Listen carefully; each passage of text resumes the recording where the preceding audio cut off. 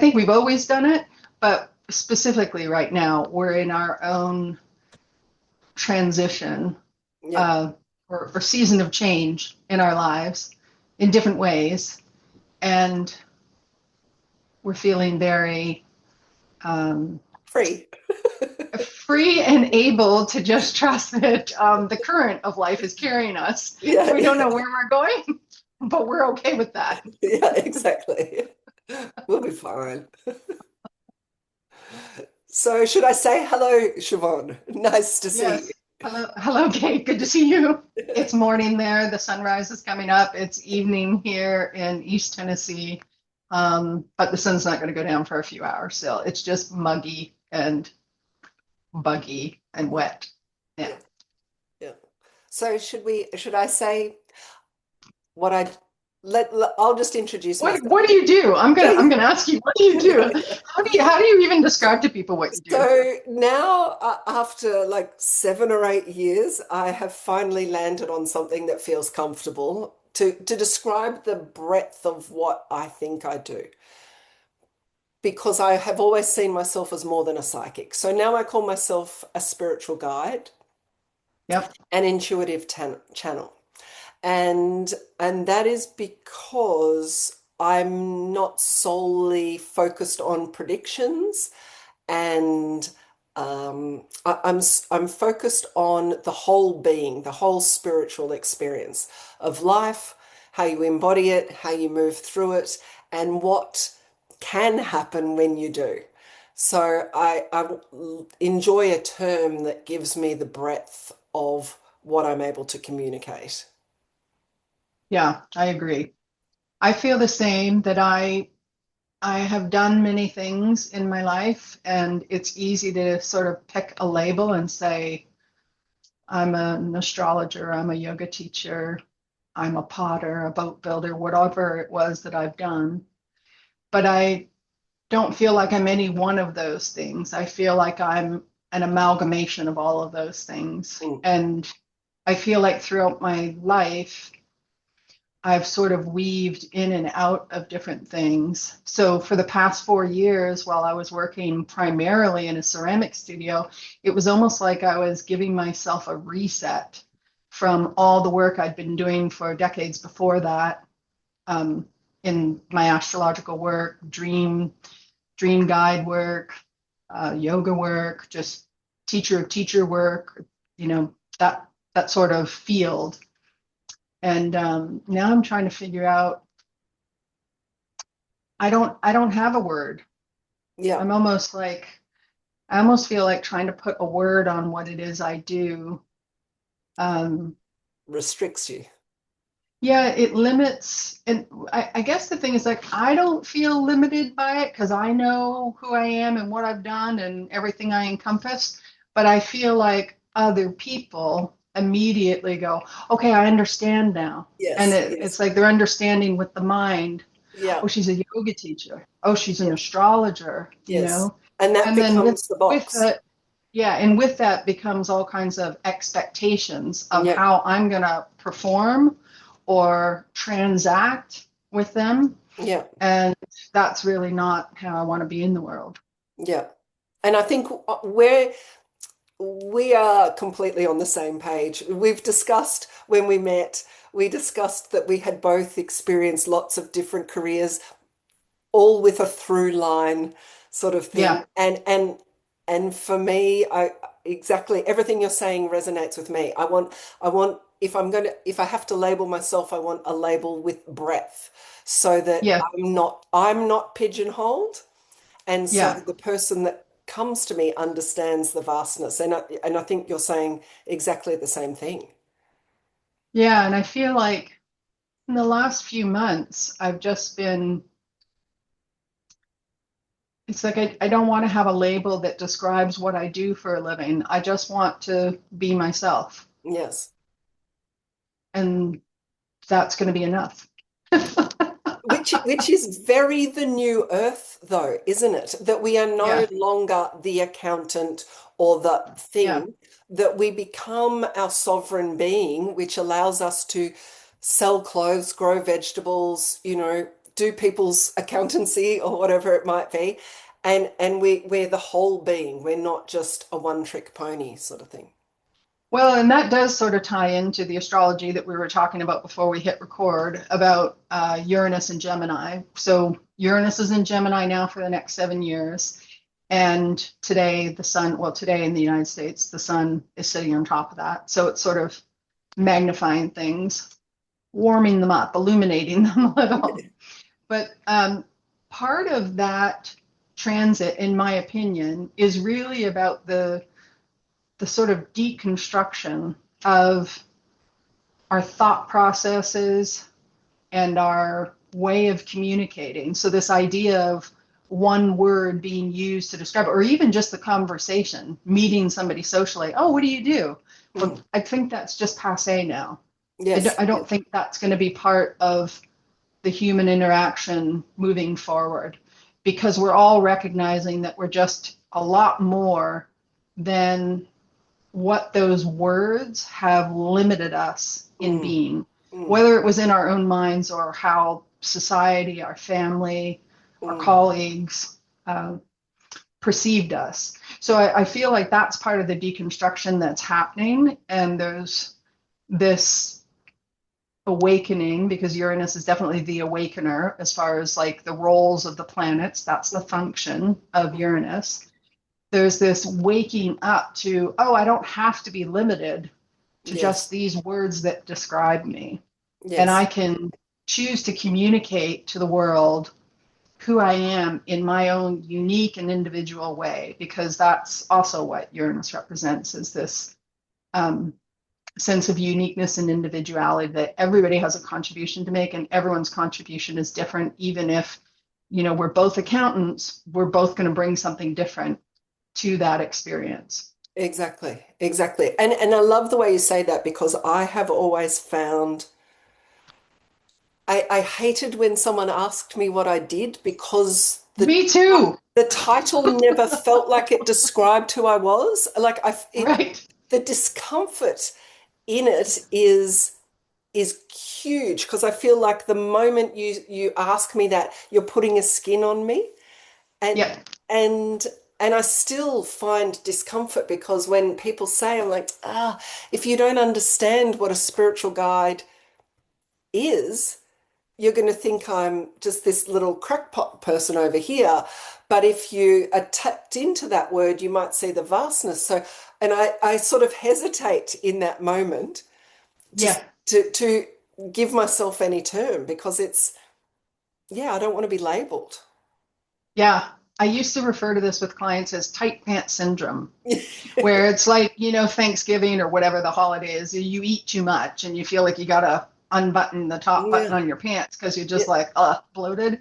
yeah. Well, I feel like in life, we're continuously going through these experiences of outgrowing, like whatever we've done, whoever we've become, whoever we believed ourselves to be, whatever we dreamed was possible for us. We're continuously like shedding all Mm, these sort of assumptions, or just like outlived chapters of our lives. yeah. And so like everybody should actually be experiencing what you and I are experiencing. Yes. Not everybody is, or they're either not aware of it or they don't give themselves permission to. But I think there's a lot of people who are feeling the way you and I are right now.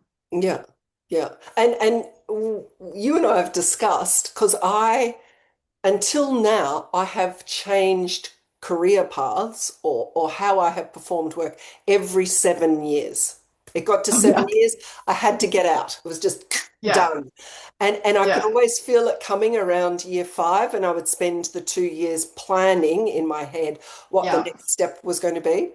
And what has been interesting in this work is, it's not that I wanted to step into a different industry, for example, Yeah. but Yeah. I could feel this time I've approached it entirely from my spiritual self and trusted myself, is I have allowed that growth to come up within me, Yeah. and just allow either my services or my messages or my own embodiment to shift with that expansion and bring people that are aligned with that expansion along with me. So it's not like, oh, Yeah. I've been a window dresser and now I'm going to go and do marketing or go and become a teacher.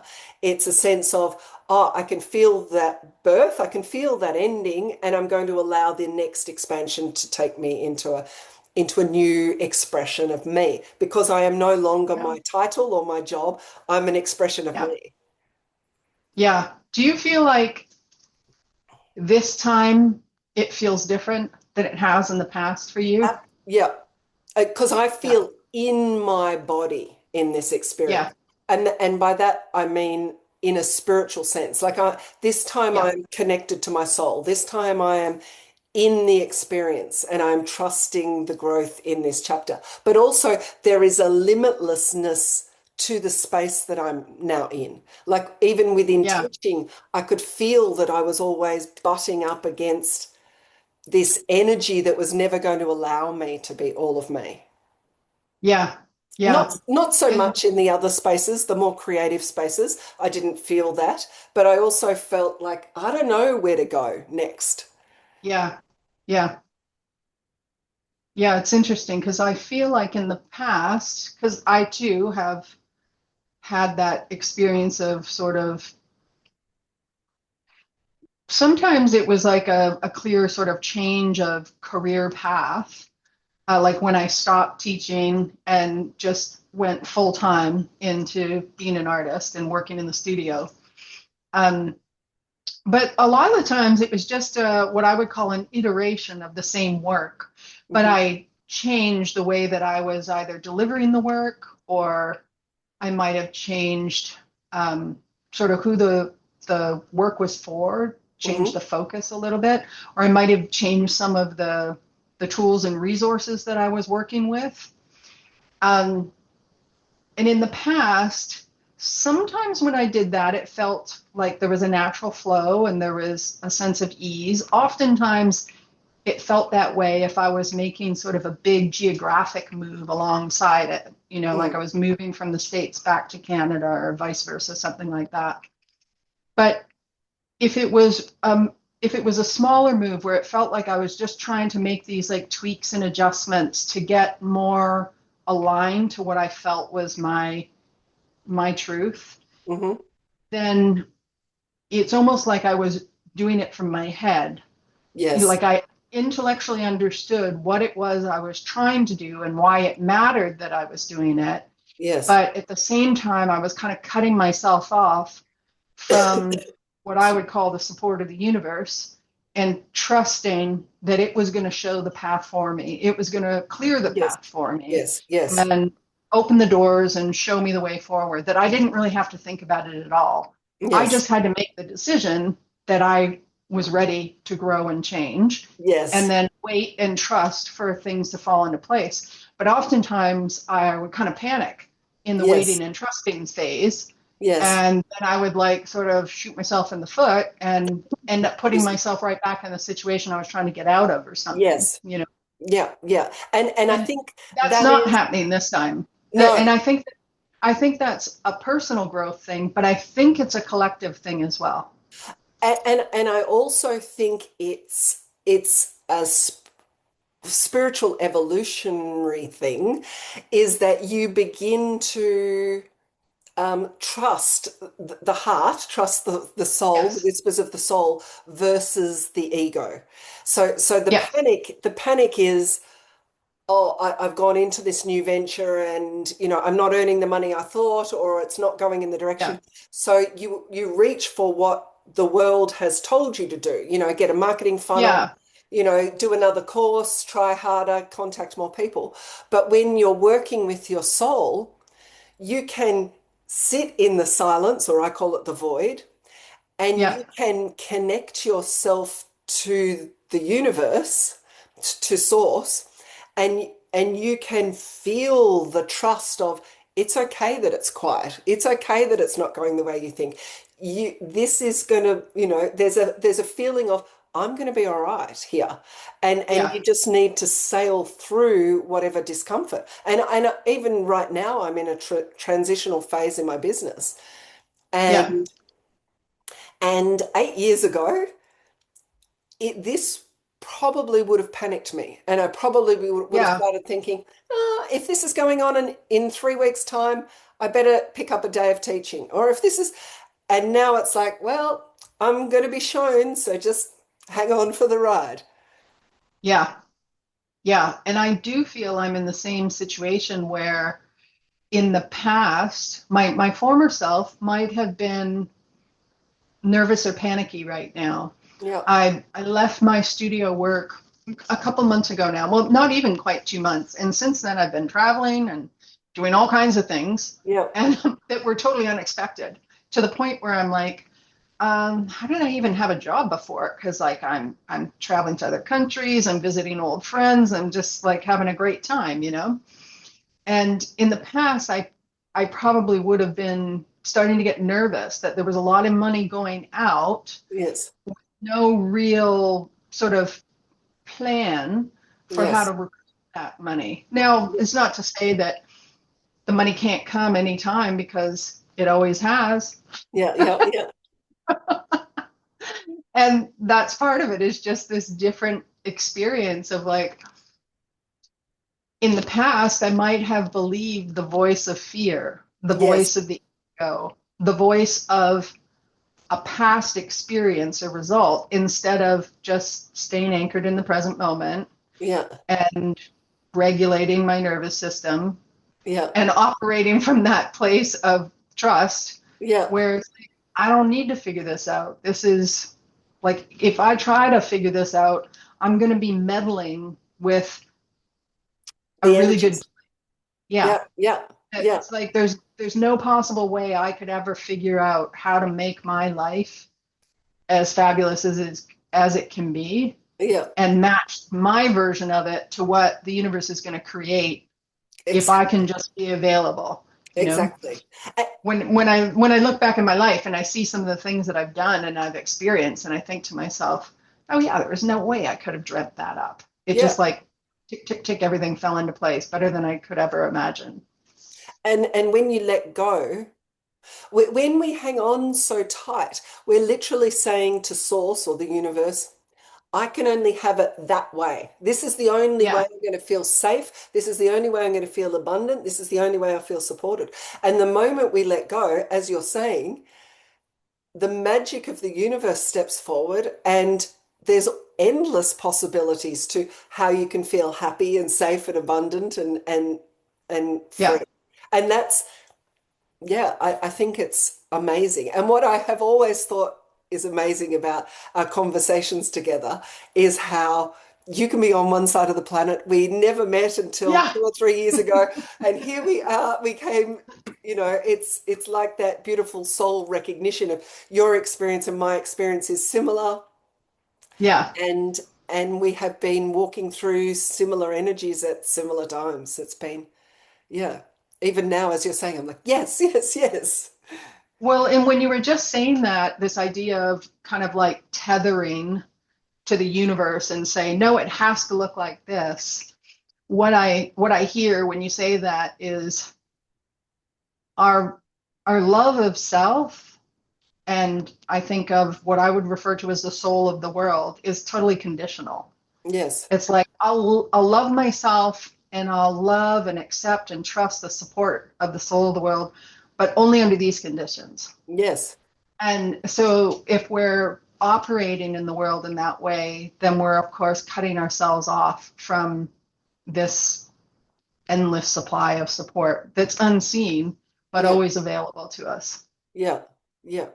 And I think we're sort of touching or heading towards what we wanted to share today too, which Yeah, yeah, is trusting our soul and trusting, our intuition and that experience. And I think it's in some ways it's easy for us to say it because we have always, in some form or fashion, been living that experience. I think you Yeah. and I definitely have. I think the clarity that we have now is that we are fully embodied in that experience, and so therefore it is easier. Um, but if I could say one thing to people today, if you dare to trust your soul, your life is only going to become richer for the experience because it's Yeah. going to allow you to say yes to things you previously would have hummed and hawed about or said Yeah. no to out of fear. Yeah. I would have just shut down like that's not possible for me. Yeah, yeah. Yeah. Well, I would like to say that I think everyone has had the experience of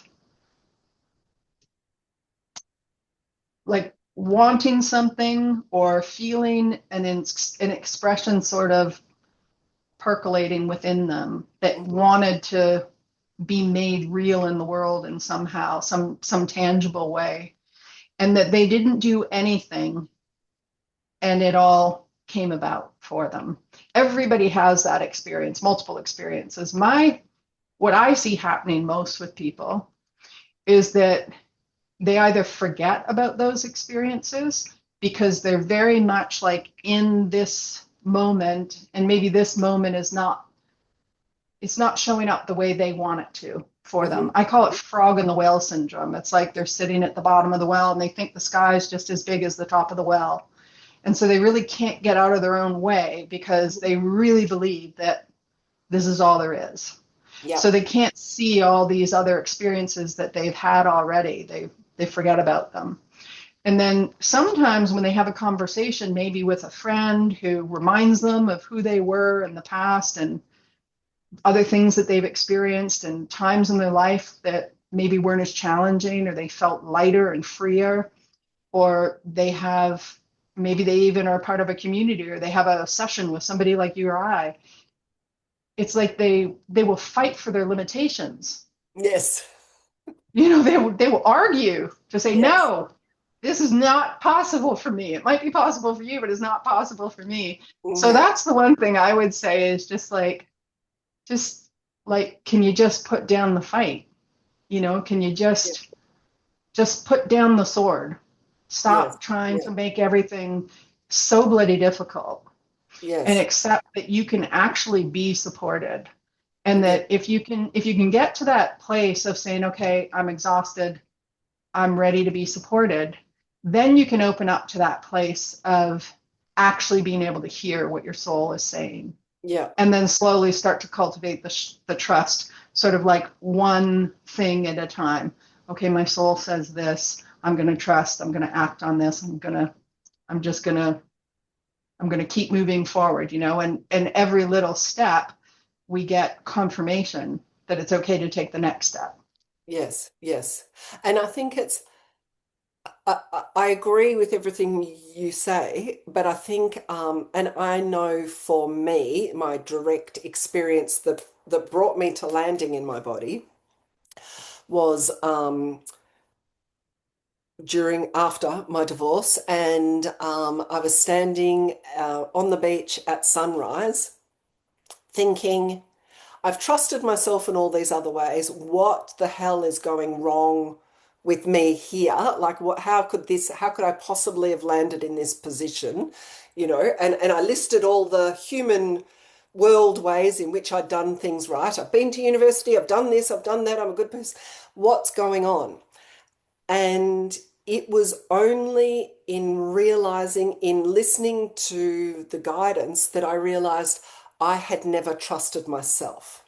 And Yeah, so, therefore, even when I heard the whispers of my soul, which I did yeah. hear before I got married, um, Oh, yeah. I didn't trust the information. I didn't trust the information because I didn't trust myself enough to enact on the information. Yeah. So there was a sense of I have listened to my soul in previous experiences with regards to some things like go on a holiday there, buy that jumper, go out with those people, etc. But the more But personal and the more it yeah, asked. of me, the more I felt like my, the more my heart was depending on it, or the more weight was carrying it, the harder I felt to back myself in that time. And Yeah. and I feel like there has to also be, like, yes, you need to get to that toddler tantrum stage of letting go and surrender, but I also think there you need to have a relationship to yourself to allow those intuitive moments to drop in and say, I'm going to back myself here. I'm going to love myself enough to have a go.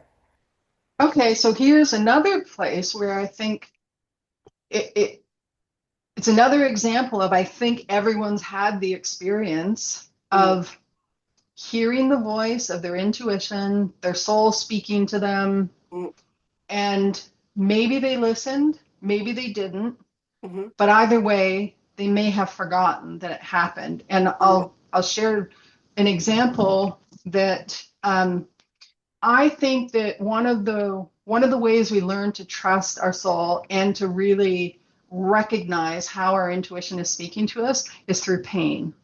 I think yes. that our intuition is often warning us of danger. So it could be you're walking down the street late at night in a busy city and it feels like somebody's following you and you get this feeling like this doesn't feel safe. Hmm. You have to trust that.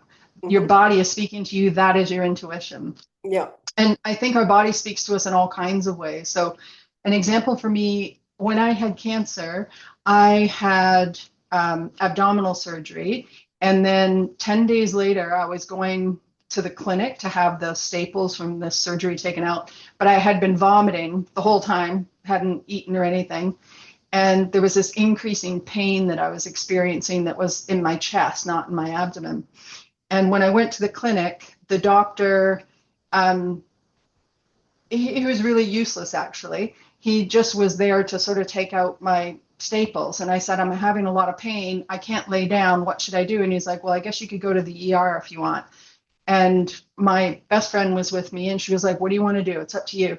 And so it was a really interesting moment. Just the night before, I had been talking about the pain, and my sister, who'd been sort of like caring for me, she was like, well, try not to think about it. Just, try to get some sleep. And it was like I was starting to sleep propped up in bed because I couldn't lay flat anymore because of the Yeah. pain.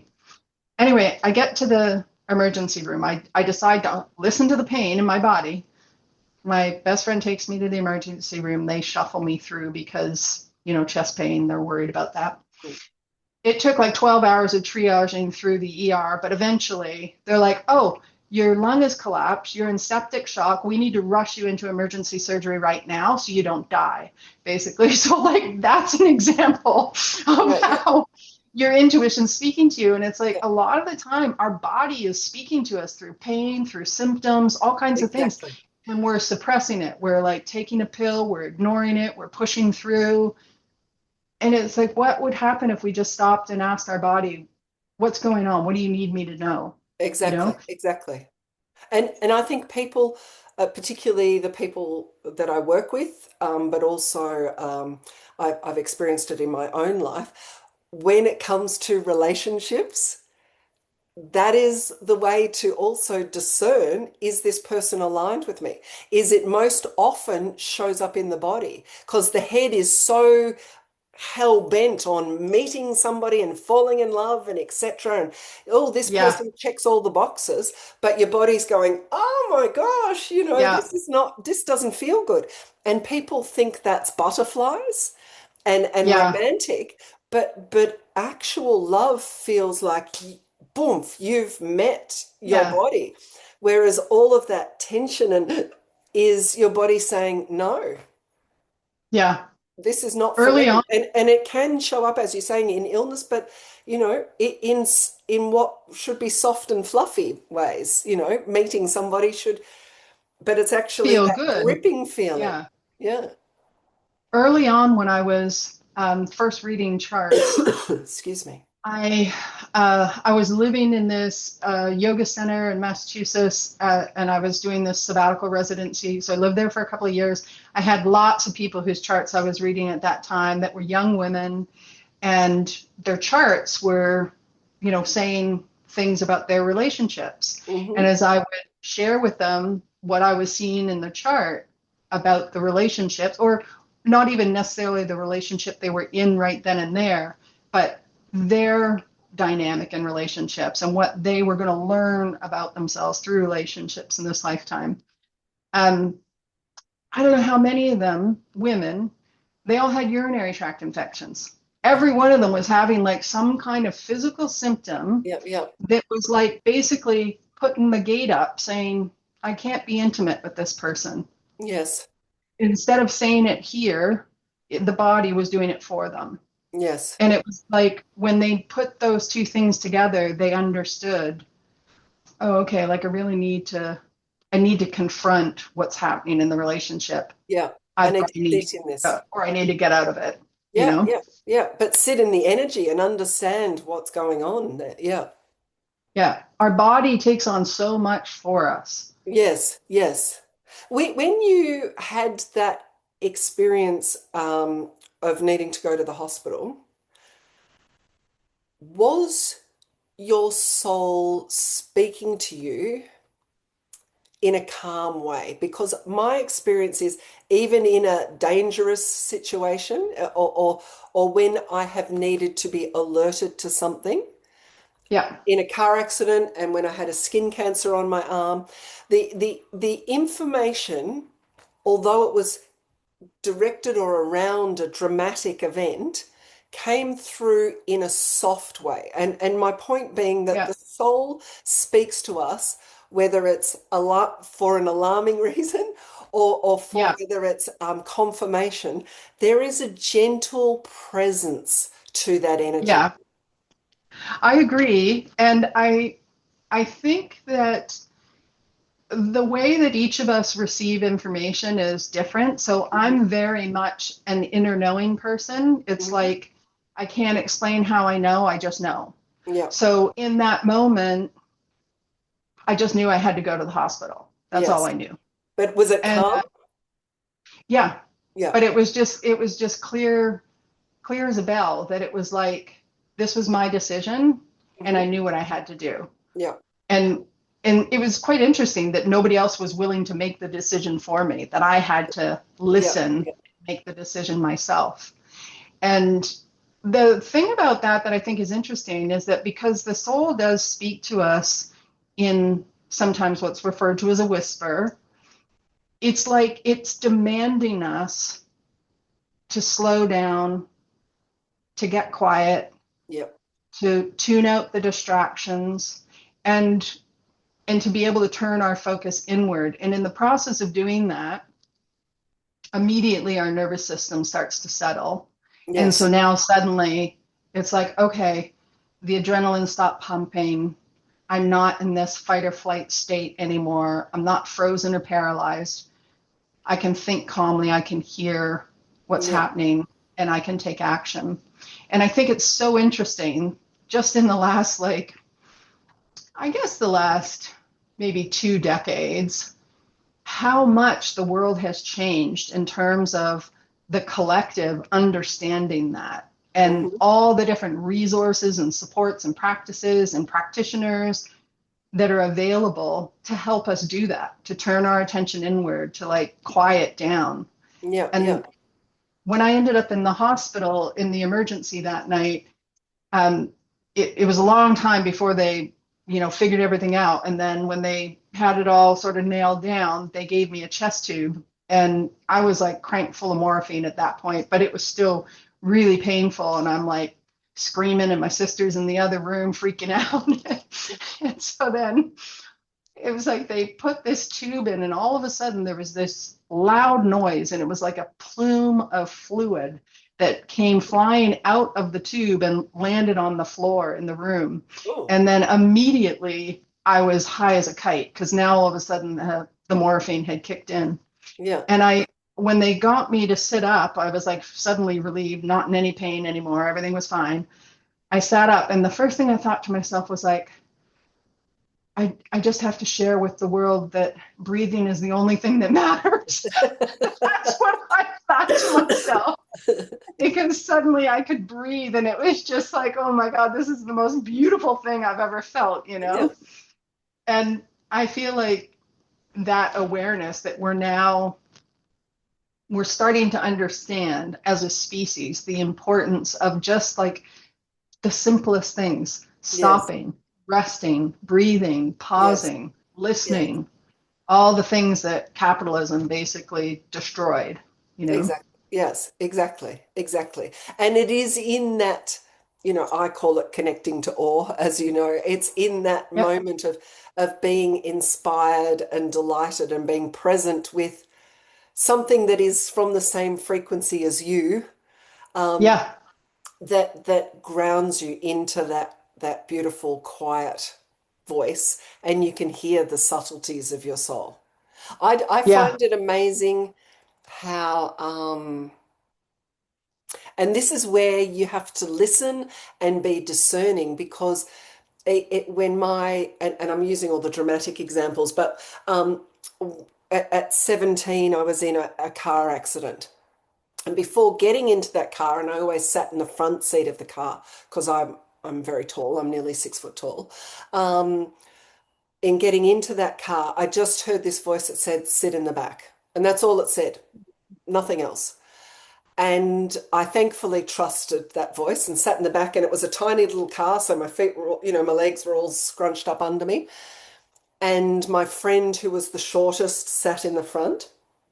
And we were being driven home through a mountain range by a friend's grandfather. And he fell asleep, and we went over the edge of the mountain and hit a gum tree. And had I been in the front, because the seat pushed forward, I would have gone through the windscreen. But because the girl was in the front, that was in the front seat was so much shorter than me, she didn't go through the front windscreen. But what was amazing in that moment was how calm the voice was. And Yeah. had I not listened to it, things would be very different. But it has always been a calm voice.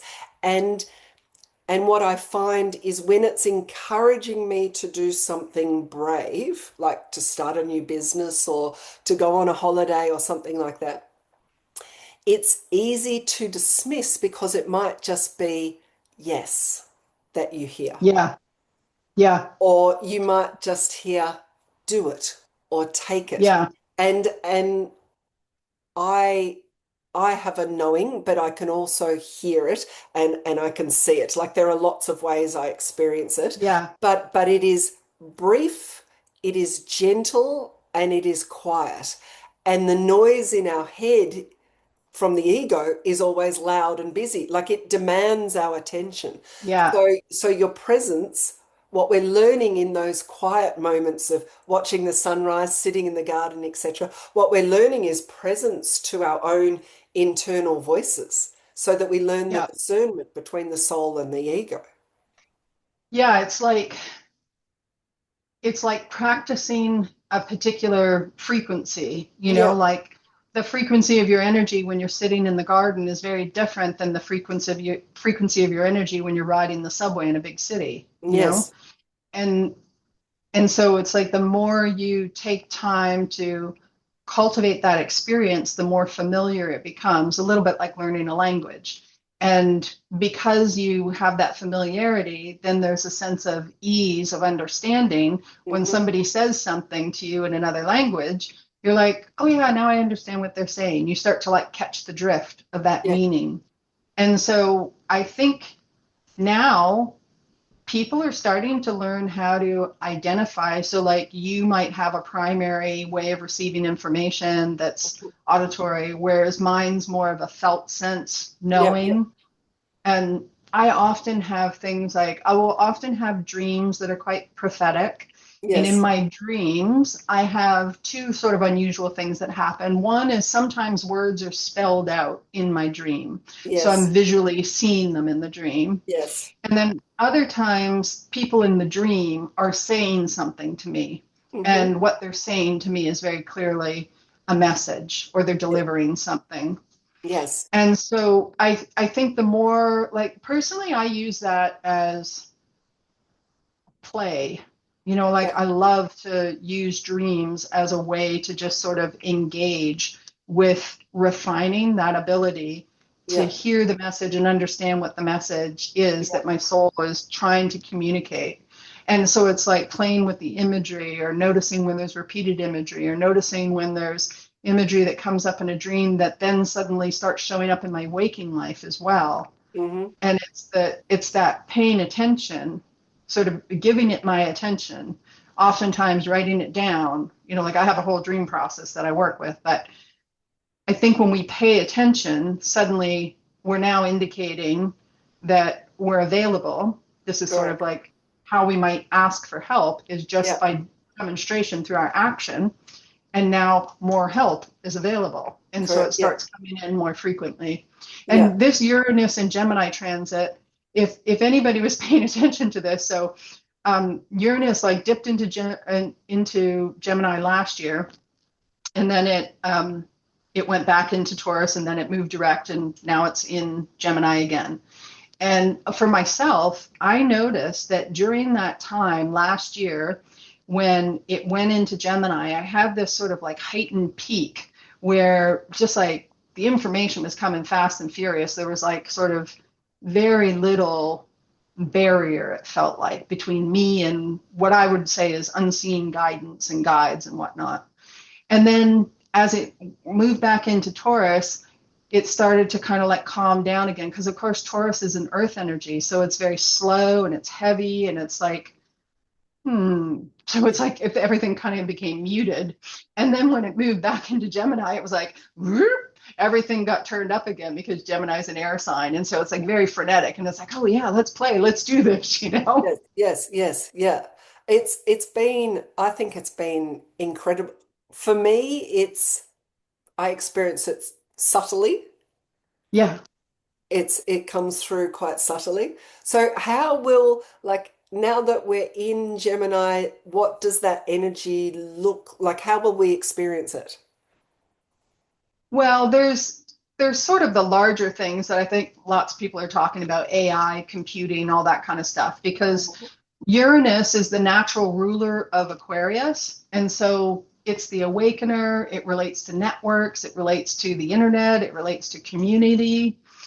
And then Gemini is all about information. It's like gathering information, it's communicating, it's thoughts, it rules things like our sort of our close proximity relationships. Yeah. So Gemini's natural home is in the third house, and that's considered to be the house of neighbors and siblings. And the reason for that is that it's like, okay, these are people that you have proximity to, Yeah. therefore you have a relationship with them, as opposed to like in your 11th house, which would be naturally ruled by Uranus and the sign of Aquarius. That's like these are the people who share the same beliefs and ideas and goals and aspirations that I do. They Mhm. might not necessarily be people that I'm super close to either, but we've got this real common ground. But the Okay. common ground of Gemini is proximity. Yeah. Okay. And so oftentimes the Gemini can kind of get a bad rap for being really distracted Yeah. and ungrounded and sort of gathering so much information, but not necessarily synthesizing that information into some sort of completed belief. So we can think about Uranus; it's waking us up to the way we gather information, the way we disseminate information, the way that we communicate and network with each other. And I see that also as being not just in the human realm, Yeah. but with our guides, with nature. So for me, and I would appreciate your understanding or perspective on this. For me, I see us really being called to, and I've spoken a bit about it on my Instagram, is to reveal the soft underbelly, perhaps the superpower that we didn't realize we have. Like there's been a side of us we've pushed forward for a really long time, sort of, and the part of the flip side of that that was kept in the shadows is actually our truest strength. And what I'm Mhm. getting from a spiritual perspective is that is how we are meant to be leading or moving forward now. That soft underbelly is the framework, is the frequency, is the embodiment that we are meant to be moving in and towards over the next 7 years. So does that fit with the astrology that is coming through, or is that Yes and different no. too? Yes and no. So how long would you say you've been sort of feeling into that as a Um, message? it so I first got an awareness of it at around January, and then I wasn't able to sort of grasp it again until the Aries stellium came in. And then it was just like Yeah, because like you, I get prophetic dreams, but I had an yeah, amazing night where the guides just delivered so much awareness and information to me. And the next morning I was just clear on yeah. what was the next chapter. So, Well, the language that you're using is what I would associate with cancer okay, specifically, okay. because like cancer is the crab, and so what it wants to do is protect its soft underbelly. That's why Yeah, it's got that shell on its yeah, back, yeah, right? yeah, So it's very vulnerable. And right now, Jupiter is in Cancer, and it has been traveling in Cancer for the last year. So yeah. Jupiter takes 1 year to go through each sign, 12 years to go through all 12 signs. And wherever Jupiter travels in, the chart of a country or the chart of an individual, it's expanding things. It's Mm-hmm. wanting to sort of like open up opportunities Okay. and create more abundance, spaciousness. Okay. So in when Jupiter's traveling through Cancer, that's exactly what it's doing. It's doing that on a collective level. And then Yeah, depending on where it is in our own chart, will depend on how we experience that in our personal lives. So yeah. like if that was in your seventh house, then you'd be feeling like you had to do that in your intimate relationships. Yes, yeah, yeah. Whereas if it was in your 10th house, maybe you'd feel like you needed to do that in your career, in your sort of public facing Yeah. persona. So Jupiter is about to move into Leo. And in July, what's going to happen is there's going to be a configuration where Pluto in Aquarius is going to be opposite Jupiter in Leo. And then that opposition is going to form a harmonious relationship with Neptune that's in Aries and Mm-hmm. also Uranus that's in Gemini. And so one of the big things that energy is doing that's kind of interesting, we've had all these outer planets that take us a long time to move. And so part of what's making this year so different Mm-hmm. than anything else in our lifetime is that some of these planets are moving so slowly. The fact that they're lining up and making relationships with each other is just really rare. Yeah. So it's one thing for them to be changing signs, it's another thing for them to be connecting at certain points where they're sort of like establishing a frequency between each Yeah. other. Yeah. So in the past, what's been happening, we've been moving through this time with the outer planets moving through the feminine signs, which are the earth and water signs. And to get an understanding of that, think about when COVID hit, it was like all of a sudden we were moving through quicksand. It was like Yeah. life just slowed down, Yeah. Yeah. Yeah. right? Yeah. And all of a sudden it was just like it was like a blur for a couple of years. Like, do you Yeah. remember after COVID? It was like for a couple of years you kept Yeah. hearing yourself and other people saying, "Yeah, I can't remember when that was, if that was before COVID or it Yeah. was like Yeah. our memory got zapped or something from Yeah. us." Yeah. And then as the planets started to move into the masculine signs, the air and the fire elements, it's like that sort of collective amnesia almost lifted. And we started to kind of like wake up. And Yeah. it's just like a flower sort of waking up in the garden. So I think that this soft underbelly is like, it's like the gift that we're taking from that journey of the outer planets through the Mm-hmm. feminine signs. Now we're enacting it through the masculine signs, Okay. Okay. Yeah. if Because that makes sense. yeah, that no, that does make sense. But because all I can see is that and I don't use this term because it's not for me it doesn't fully explain, but it's used a lot by others that new earth energy is Yeah. um, it is in order for us to reach other dimensions and frequencies and a greater evolution, that what I gathered and learned from the guides is that the more people that awaken to their soft underbelly and lead from that energy, the more, because suddenly we are all of ourselves, but we're unafraid of vulnerability, we're unafraid of connection, we're unafraid of receiving, and so therefore the energy of the humanity and the people can only become more expansive. So that's the way I Yeah. received the information, is Yeah, that and I think that's accurate. yeah, it was necessary for us to soften to ourselves, to soften to the underbelly, to allow ourselves to show up in that softness, and therefore we build connections that previously weren't available to us. Sure. And if you look at it collectively, like COVID made all of us vulnerable, even people Yes, who were really not touched by it by, in any extreme measure, yes, everybody was vulnerable. And now it's like we're seeing all the systems and structures of the world are starting to crumble.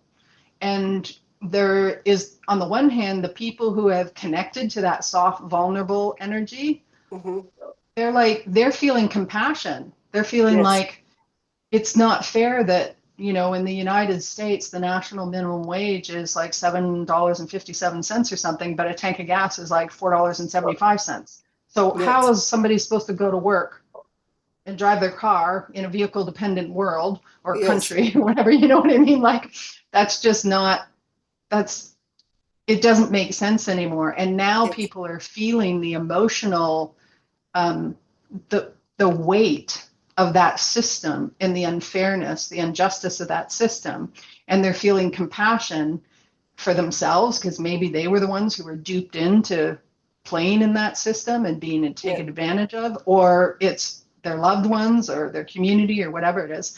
And then there's a whole other faction of people who are really just holding on to, I don't want this system to like fall apart because I'm benefiting from this system, yes, yes, or yes. I'm afraid to let go because What I'm does not that mean for trusting me? my, Yeah, yeah, yeah, or like what does it mean for the world, right? Like if yeah. we look at a group of people who are trusting their soul, they're ready to let everything fall apart because they know something better Better is is going to coming. be born, Yeah, something is going to evolve. But then there's all these people who are disconnected from their true self, from the voice of their soul, and they're going to fight, just like I said earlier, they're going to fight for the limitations. And it's yes, like clearly there's a lot of limitations in our systems and structures that are yes, governing yes, the world, right? So why would we fight for those? And so yeah, I feel like this configuration that's going to happen in July, where Pluto, Neptune, Uranus, and Jupiter are all going to be at 4 degrees, there's going to be this. I've heard it described as a crescendo moment.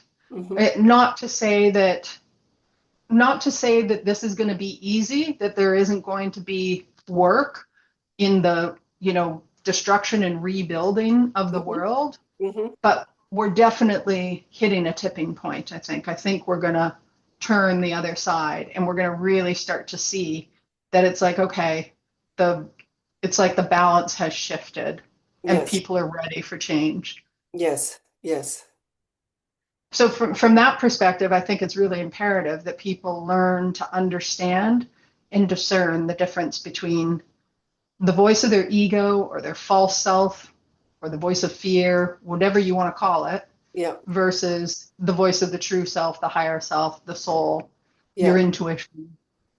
And I agree with everything you've just said. And I think what's interesting with the way I receive energy is I feel like we've been gifted all these opportunities that have come in uncomfortable packages Sure. to connect to our soul and connect to a new way. Like I found COVID, and we were the most lockdown state in the world, like where I live. Um, Yeah.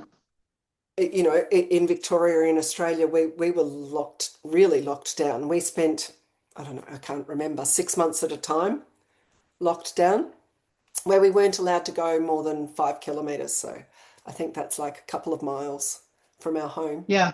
And but what was interesting is because of the way I relate to myself,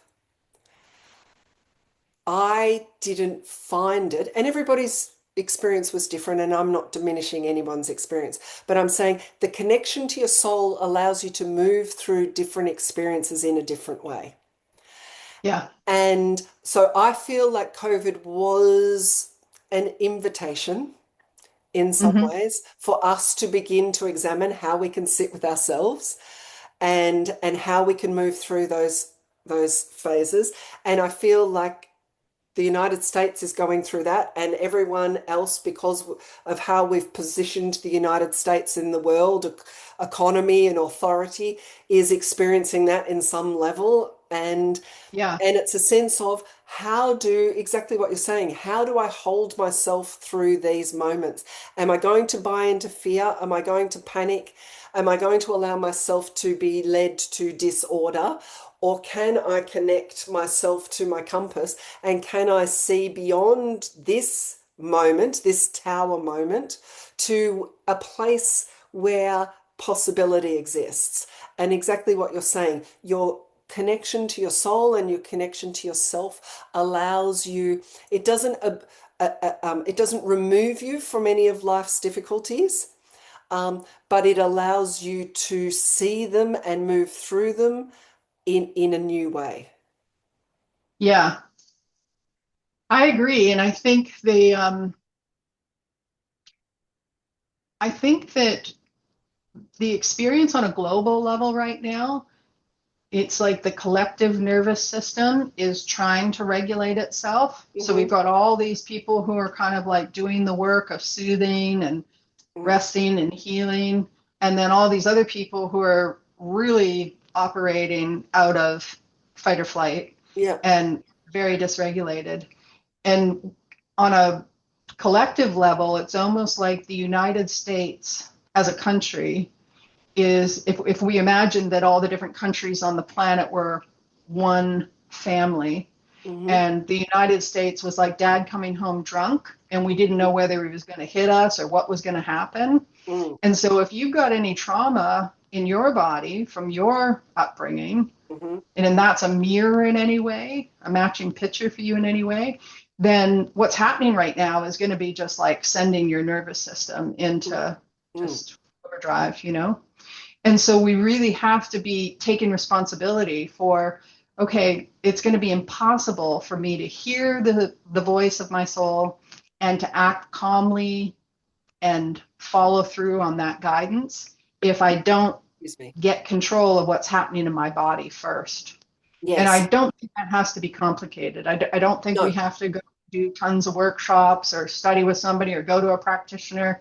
You can do that really pretty quickly. And most people actually know how to do it. They know physically. They have this felt sense understanding of when they're operating from fear and separation and Mm. when they're operating from the truth of who they are, connected to their soul, connected to the soul of the world.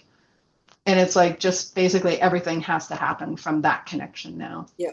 And I actually think the more simply you approach it, the easier it is to embody because it is Yeah. about embodiment.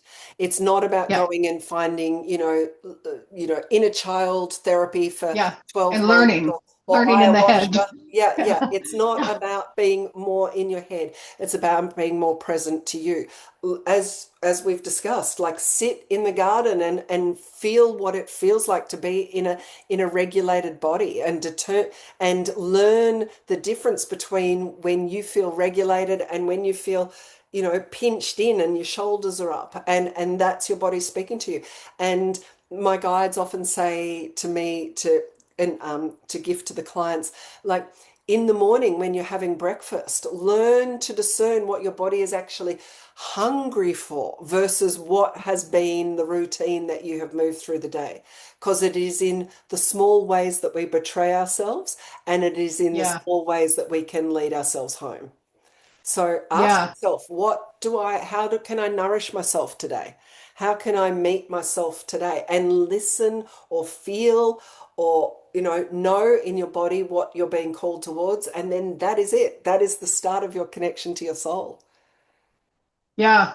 I think part of what's happening now too is it's less about, going to the practitioner and getting them to like fix my nervous system. Like we used to do that. We used to be like, Fried, I've got to go to my body worker and Yeah, get some cranial work done so that I can like yeah. calm down and Go again. de-stress or whatever. Yeah, And yeah, it's like all that dynamic of somebody else has the answer for me. I don't know how to calm myself. I don't know how to soothe myself or something. yeah, And it's more about creating a lifestyle that allows you to stay connected to yourself and connected to this larger, unseen experience of support and trust and knowing. yeah. And that's going to look different for everybody. But I Exactly. think as we start to sort of extricate ourselves from the system, as we start to kind of like protest and revolt and say, no, I'm not going to go do that job Yeah, that costs me too much money to yeah, even get to do or something, we're going to naturally find new ways of supporting and sustaining ourselves and building community and yeah. relating with people and our environment in very different ways. Yes, yes, exactly, exactly. And I call it a spiritual practice, but exactly what you're saying. Just Yeah, find something that really connects you to you. And I do say that, be careful about being in a factory, doing yoga in a factory or a Pilates or something, sure. because are you really being present? If there's music and someone instructing you, find a space that where you can just be with you. Yeah. My own experience of yoga, and I have to say, virtually any student who's ever shared their experience with me will tell you that what brings someone to the practice is almost always not the same as what keeps someone going back to the practice. Yeah. And the thing that I think people are wanting to return to over and over again, it's the connection to themselves. Yes. It's in that like brief window of time, whether it's a full class or it's just a short practice at home. I would always tell my students, don't give yourself the pressure of trying to like do the full primary series or something, Yeah, like, yeah, or have to own all the props to do a big restorative practice or whatever it was. yeah, Just roll your mat out or even leave your mat out if you can and stand at the top of your mat and breathe for 5 minutes. If that's all you do, that's enough, you exactly. know? Exactly. And even if you do that at sunrise in the garden, barefoot, Yep. that's it. Yep. Yep. Yeah. Yep.